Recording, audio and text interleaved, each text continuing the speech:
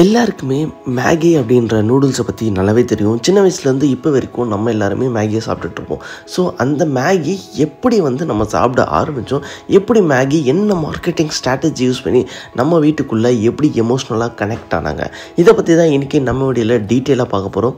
வாங்க வீடியோக்குள்ளே போகலாம். ஆக்சுவலி இன்ஸ்டன்ட் நூடுல்ஸ் அப்படின்னு சொல்லிட்டு நிறைய நூடுல்ஸ் இருந்தாலுமே எல்லாரோட வாயிலையுமே முதல்ல வர பேர் மேகி அப்படின்னு சொல்லலாம். எப்படி அப்படின்னா, ஃபர்ஸ்ட் ஆஃப் ஆல் மேகி எப்போ வந்துச்சு, என்ன கதை அப்படின்றத பார்க்கும்போது அதோடைய பூர்வீகத்தை பற்றி பார்ப்போம் கொஞ்சம். அதாவது ஜப்பானில் நியூக்ளியர் பாம்லாம் போட்டதுக்கப்புறம் அங்கே இருக்க மக்கள்ஸ் எல்லாமே சாப்பிட ரொம்பவே கஷ்டப்பட்டுட்டு இருந்தாங்க. அப்படி கஷ்டப்படும் போது என்னடா யாருக்கையிலையும் காசு கிடையாது, அப்படியே காசு இருந்தாலும் போய் வாங்கணும் அப்படின்னா கடையில் ஃபுட்டு எதுவுமே கிடையாது. அத்தனை பேர் கொடுக்கணும் அப்படின்னா அந்த ஃபுட் ரொம்பவே என்ன பண்ணுறது அப்படின்னு பார்த்துட்டு இருக்கும்போது நூடுல்ஸ் எல்லாருக்கும் கொடுக்கலான்ற மாதிரி முடிவு பண்ணுறாங்க. அப்படி முடிவு பண்ணாலுமே நூடுல்ஸோட மேக்கிங் காஸ்ட் ரொம்பவே அதிகமாக இருந்துச்சு. அதுவும் இல்லாமல் டைமுமே ரொம்ப அதிகமாக இருந்தது. அந்த டைமில் தான் மோமோஃபிகே ஆண்டோ அப்படின்னு சொல்லிட்டு ஒருத்தர் இருக்கார். அவர் என்ன பண்ணுறாரு அப்படின்னா இந்த மாதிரி மேகின்றதில் நூடுல்ஸை எண்ணெயில் போட்டு பொரிக்கிறாரு. எண்ணெயில் போட்டு பொரிச்சு என்ன நடக்குது அப்படின்னா இன்ஸ்டண்ட்டாக நம்ம யார் வேணால் எப்போ வேணால் கேட்டால் கொடுக்கலாம், 2 மினிட்ஸில் அதை மேக் பண்ணலாம் அப்படின்ற மாதிரி அவர் எடுத்துகிட்டு வர்றாரு. அது மட்டும் இல்லாமல் இதோடைய அட்வான்டேஜஸும் அதிகம். நார்மலாக நூடுல்ஸ் 2 நாளில் கெட்டு போயிடும் அப்படின்னா இந்த நூடுல்ஸ் இன்ஸ்டன்ட் நூடுல்ஸ் என்ன பண்ணோம் அப்படின்னா கிட்டத்தட்ட 6 மாதம் வரைக்கும் இருக்கும். அது மட்டும் இல்லாமல் டேஸ்ட்டுமே ரொம்ப நல்லா இருந்துச்சு. ஸோ எல்லாருமே இன்ஸ்டன்ட் நூடுல்ஸ் வாங்க ஆரம்பித்தாங்க. இன்ஸ்டன்ட் நூடுல்ஸ் வாங்க ஆரம்பித்தது மட்டும் இல்லாமல் எல்லாருடைய வீட்லேயுமே டெய்லி ஒரு வேளையாவது இன்ஸ்டன்ட் நூடுல்ஸ் சாப்பிட்றோம் அப்படின்ற மாதிரி அங்கே பழக்கம் வச்சு அது அப்படியே கொஞ்சம் கொஞ்சமாக எவால்வ் ஆகி என்ன பண்ணுச்சு அப்படின்னா சூப்பர் மார்க்கெட்டில் இன்ஸ்டன்ட் நூடுல்ஸோடைய மார்க்கெட்டிங் ரொம்ப அதிகமாச்சு. அதாவது எவ்வளோ அப்படின்னா எத்தனை பேர் எவ்வளோ நூடுல்ஸ் கேட்டாலுமே அத்தனை பேருக்குமே கொடுத்தாலுமே இன்னும் அதிகமாக இருந்துச்சு. அந்தளவுக்கு இன்ஸ்டன்ட் நூடுல்ஸ் பெருசாச்சு. ஸோ இவங்க என்ன பண்ணுறாங்கன்னா இதை எக்ஸ்போர்ட் பண்ண ஸ்டார்ட் பண்ணுறாங்க. எக்ஸ்போர்ட் பண்ண எல்லா கண்ட்ரீஸ்லையுமே இதோடைய சேல் நல்லாவே போயிட்டு இருந்துச்சு. பட் இந்தியாவில் அந்தளவுக்கு இது டார்கெட் கிட்ட ஆகலாம். அந்த சமயத்தில் தான் நெஸ்லே அப்படின்ற பிராண்டை பற்றி எல்லாருமே கேள்விப்பட்டிருப்பீங்க. அந்த நெஸ்லே பிராண்ட் மேகி அப்படின்ற ஒரு ப்ராடக்ட்டை இந்தியாவில் இன்ட்ரடியூஸ் பண்ணுறாங்க. ஸோ இன்ட்ரடியூஸ் பண்ணால் மட்டும் போதுமா, பிகாஸ் இந்தியாவில் நூடுல்ஸ்னால் என்னன்னே தெரியாது, நூடுல்ஸ் யாரும் அதிகமாக சாப்பிட மாட்டாங்க.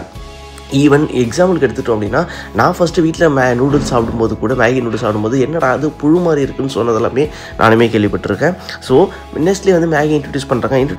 அவங்களுடைய டார்கெட் ஆடியன்ஸை ஃபிக்ஸ் பண்ணுறாங்க. டார்கெட் ஆடியன்ஸ் யார் அப்படின்னு கேட்டிங்கன்னா ஸ்கூல் பசங்க. ஸோ என்ன பண்ணுறாங்க அப்படின்னா ஸ்கூலில் நடக்கிற குவிஸஸ், அது மட்டும் இல்லாமல் ஆனுவல் டே காம்படிஷன்ஸ், இது எல்லாத்துலேயுமே மேகியை ஸ்பான்சர் ஆகுறாங்க. ஸோ ஸ்கூலில் என்ன நடந்தாலுமே மேகி ஸ்பான்சர் ஆகுறாங்க. அது மட்டும் இல்லாமல் அதில் வின் பண்ணுறவங்களுக்கு மேகி கிஃப்ட் ஹேம்பர் கொடுக்குறாங்க. ஸோ மேகி கிஃப்ட் ஹேம்பர்னால் ஒன்றுமே கிடையாதுங்க. இப்போ ஒரு 1000, 5000, 10,000க்கான கிஃப்ட் ஹேம்பர் அதில் வின் பண்ணுறவங்க எல்லாமே கொடுப்பாங்க. பட் இவங்க என்ன பண்ணுவாங்க அப்படின்னா அந்த வின் பண்ண கிஃப்ட் ஹேம்பர் வச்சு மேகி ப்ராடக்ட்ஸ் மட்டும்தான் வாங்க முடியும், வேறு எதுவும் வாங்க முடியாது.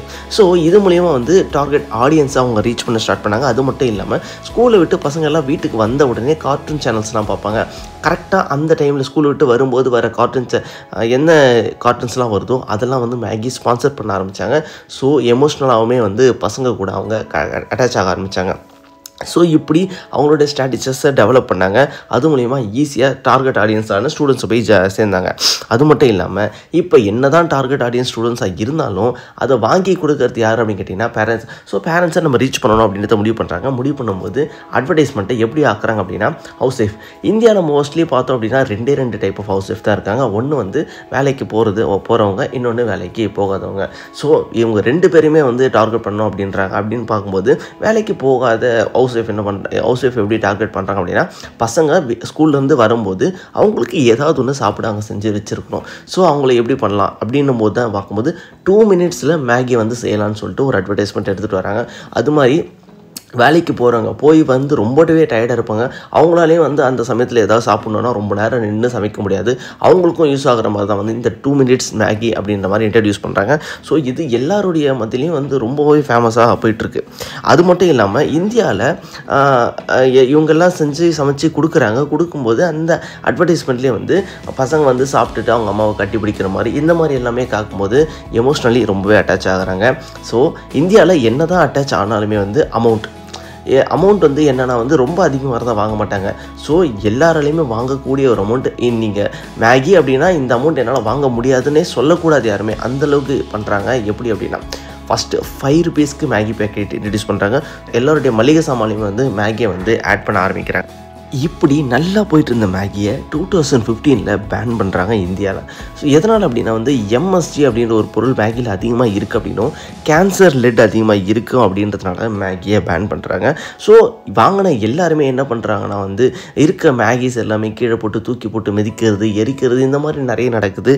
30 வருஷம் சாம்ராஜ்யம் அப்படியே அங்கே உடையுது.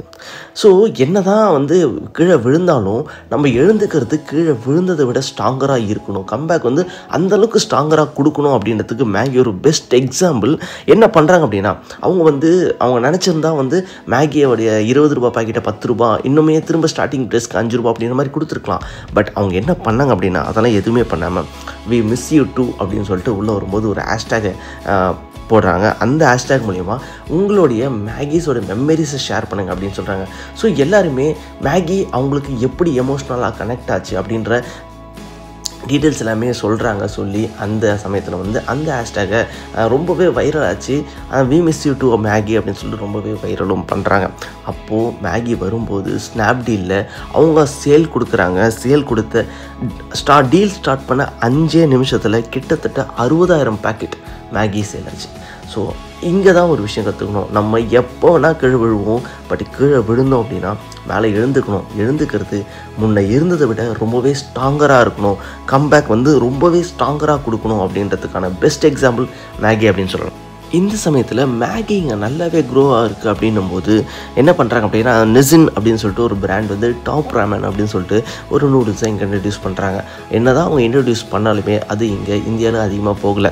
ஆக்சுவலி இந்த நிசின் அப்படின்றவங்க யார் அப்படின்னு கேட்டிங்கன்னா வந்து ஸ்டார்டிங்கில் ஜப்பானில் இன்ஸ்டன்ட் நூடுல்ஸ் கண்டுபிடிச்சாங்கன்னு சொல்ல, அவங்க தான் நிசின் கம்பெனி. அவங்க டாப் ராமன் இன்ட்ரடியூஸ் பண்ணாலுமே இந்தியாவில் அதிகமாக போகலை. அந்தளவுக்கு இந்தியாவில் மேகியோட மார்க்கெட்டிங் ஸ்ட்ராட்டஜி, எமோஷனல் கனெக்ஷன் அந்தளவுக்கு அதிகமாக இருந்துச்சு.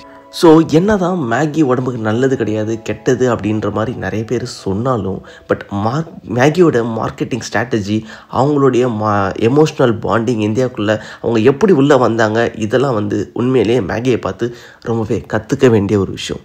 நீங்கள் மேகி சாப்பிட்ருக்கீங்களா? இல்லை மேகியோட இந்த கம்பேக்கை பற்றி நீங்கள் என்ன நினைக்கிறீங்க? அதை கீழே இருக்க கமெண்ட்ஸில் கமெண்ட் பண்ணுங்கள். பபாய்.